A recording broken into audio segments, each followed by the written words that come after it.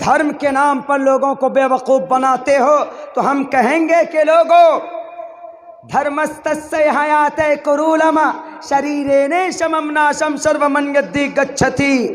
دھرم ہی سب کچھ ہے. اگر دھرم کے مطابق تم نے زندگی نہیں گزاری اس دھرتی پر، اس پرتھوی پر، تو مرنے کے بعد کیا لے کر جاؤ گے؟ ان گرو جی کے اپدیش کو لے کر جاؤ گے؟ یہ گرو جی کو تو گدیاں چاہیے، آپ کو لڑا دیں گے، آپ ہتیا کر دو گے. تبریز جیسے نوجوانوں کو، اخلاق جیسے بوڑھے آدمی کو، افراز الحق جیسے ایک بیچارے مزدور کو، اور محمد اکرم کو، محمد جنید کو، محمد اخلاق کو، محمد وسیم کو، عبد الغفار کو، عبد الحلیم کو، دے آر بلونگ ٹو اسلام. اسی لیے مارا گیا کہ اسلام دھرم سے تعلق رکھتے، مسلمان سے تعلق رکھتے. کیا تھا ان کا قصور؟ لا الہ الا اللہ بولتے ہو، بولو بھارت ماتا کی جے. اگر وہ لا الہ الا اللہ بولتا تھا تو کیا جرم ہے؟ لا الہ الا اللہ تو سنسکرت زبان میں ایکم برہم دتیہ ناستے کا کیا مطلب ہے؟ لا الہ الا اللہ مطلب اللہ کے سوا کوئی معبود نہیں. ایکم برہم دتیہ ناستے، برہما مینس، برہما کا مطلب الخالق، الخالق کا مطلب اللہ. وہی بات ہے، ایکم برہما دتیو ناستے نہ ناستے کنچن، انش ماتر بھی، انش کے برابر بھی کوئی دوسرا ایشور نہیں ہو سکتا. اگر مسلمان عربک زبان کے اندر لا الہ الا اللہ پڑھتا ہے تو آپ تو سنسکرت میں پڑھتے ہو. اگر مسلمان اپنے قرآن کو عربی میں پڑھتا الحمدللہ رب العالمین تو آپ تو سنسکرت زبان کے اندر پڑھتے ہیں. ہر پوجا کو سفل بنانے کے لیے اوم بھوربھوسوہا تتسویترورینیم بھرگو دسی دیوس دھیمہی دھیو یو نہ پرچودیات. اگر مسلمان اپنے قرآن کی رکشا کے لیے پڑھتا ہے لا تبدیل لکلمات اللہ ولن تجد لسنت اللہ تبدیلا، تو آپ تو اپنے سنسکرت میں پڑھتے نکیرس پربننتی پرتانی ادب دھانی ورونس ورتانی. اگر مسلمان پڑھتا ہے محمد کے بارے میں محمد الرسول اللہ والذین معہ اشداء علی الکفار رحماء بینہم تراہم رکعا سجدا، تو آپ سنسکرت کے اندر بھی تو پڑھتے ہیں گرو جی اسم اللہم اللہ مترا ورونا دیبیانی دھتا اللہ ورونو مترستیجس کامیا ہوتار بندرو مہاسورندرو اللہ جیشٹ شریشٹم پنم برہمانم اللہ رسول محمد رکا ورسو اللہ علامہ. آپ نے کہا کہ محمد پہلے جہادی تھے، پتہ تو لگا لو کہ محمد کون تھے. ان پڑھ گوار آدمی اپنے گرو کے کہنے پر عقل کے پردے، عقل میں تالے لگ گئے آپ کے. پتہ ہے محمد کون تھے؟ اٹھاؤ بھوشیہ پران کو کہ کہا گیا محمد کے بارے میں شمبل گرام گکھیہ سبرا ہمنے سگہا تمن بھون وشنو یششا کل کی پرادر بھوشیتی. شمبل عمل کی جگہ کے اوپر سوموتی کے کوکھ سے وشنو یش یعنی عبداللہ کے ذریعے سے وہ کل یگ میں آئیں گے، اتار لیں گے. اور براہمنیس نرسمانن سرسوتی جی براہمنیس اونچی خاندان میں آئیں گے.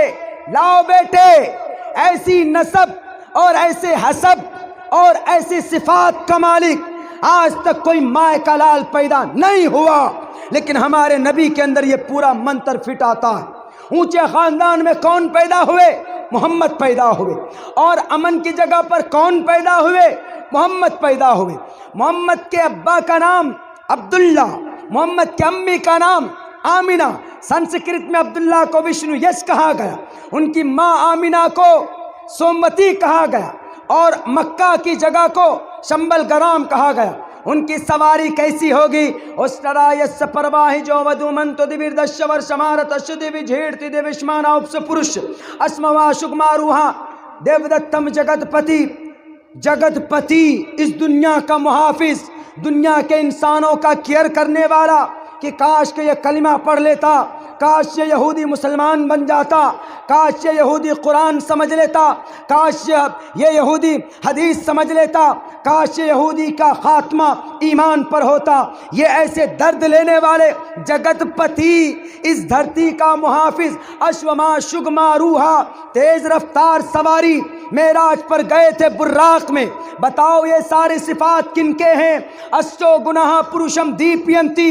میں آپ کے لیے تقریر نہیں کر رہا ہوں، یہ تقریر میری صرف نرسمہانند تیواری جی کے لیے، تاکہ وہ سوئے رات کو تو سپنوں میں عبداللہ سالم نظر آنا چاہیے، آپ کے اس بوریو کا جلسہ نظر میں آنا چاہیے، آپ لوگ نظر میں آنے چاہیے۔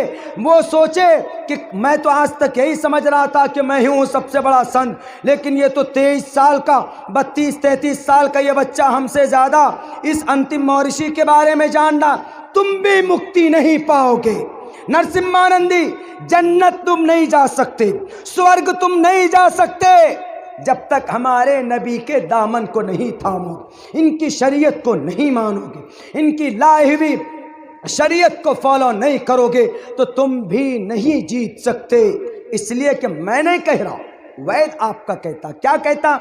ویداہم میں پرشی مہانیمادتیو وارون تپس پرستات ینیایا، یہاں نہ پکش باتیں کچھ نہ کو، وید پران سنتمت بھاکو، تبلک جو سندرم چاہے کوئی بنا محمد پار نہ کوئی۔ محمد کے بغیر تمہارا بھی بیڑا پار نہیں ہوگا۔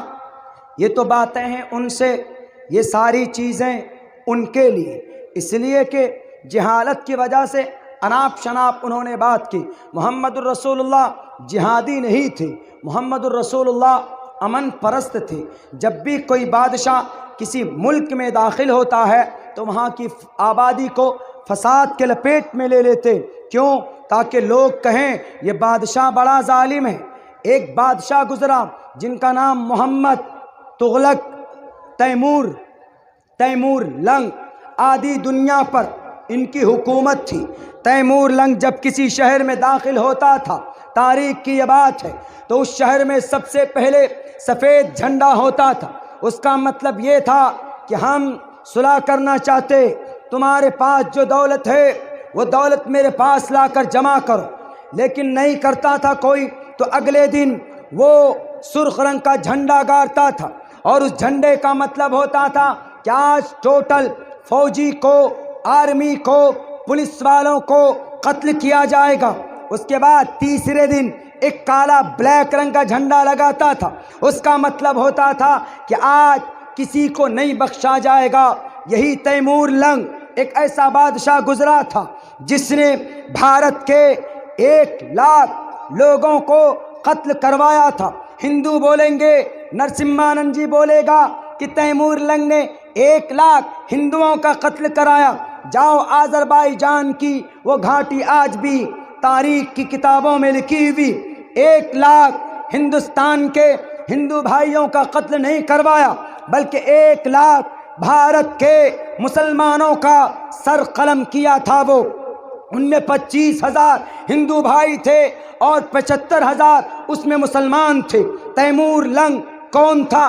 مسلم امپیرر تھا، مسلم بادشاہ تھا، اس کے باوجود بھی اس نے مسلمانوں کا قتل کروایا۔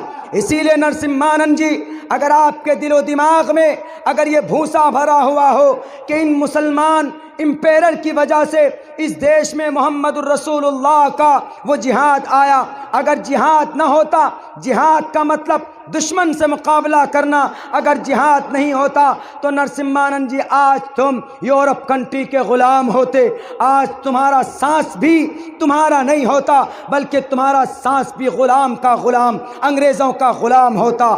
جہاد کی وجہ سے اس دیش میں آزادی آئی، اور اس جہاد کو بلا بھلا مت کہو۔ جہاد کا مطلب جب کوئی آپ کے سر کو قلم کرنے کے لیے آئے تو اس کے ہاتھ کو پکڑ لو، یہ جہاد نہیں، یہ کوشش ہے، یہ مقابلہ ہے ان سے۔ اگر یہ کہتے ہو کہ نہیں جہاد کا مطلب تلوار لے کر قتل کرو ہندو بھائیوں کا، تو غلط ڈیفینیشن۔ قرآن کریم کی آیت پیش کرتے ہیں، فَاقْتُلُوا الْمُشْرِكِينَ حَيْثُ وَجَدْتُمُوهُمْ۔ ایک شنکراچاریہ جی بیگوسرائے کی دھرتی پر، مولانا یہ دیکھیے لکھا ہوا ہے کہ نہیں آپ کے قرآن میں؟ کیا ہے آپ کے قرآن میں کہ مشرکین کو جہاں پاؤ قتل کر دو۔ ہم نے کہا واہ، اتنا سا پڑھ لیا بس ہو گیا؟ اور بھی آگے پیچھے جانتے؟ اس آیت کے آگے پیچھے جانتے کہ نہیں جانتے؟ انہوں نے کہا کہ نہیں جانتے۔ ہم نے پڑھا، ہمارے پاس آیا مضمون، اس میں لکھا کہ دیکھو ان مسلمانوں سے ہاتھ مت ملانا، ان کے قرآن میں یہ ہے کہ کہ مشرکین کو جہاں پاؤ قتل کر دو، ان کے سر کو قلم کر دو۔ اسی لیے ان سے ہمیشہ نفرت کرنا۔ آپ کے سامنے میں آپ کی یہ آیت ہے، ہم نے یہ کہا کہ بھیا ایسا ہے از اول تا آخر آپ پڑھیں صرف فَاقْتُلُوا الْمُشْرِكِينَ حَيْثُ وَجَدتُّمُوهُمْ، اٹس اونلی ون سینٹنس۔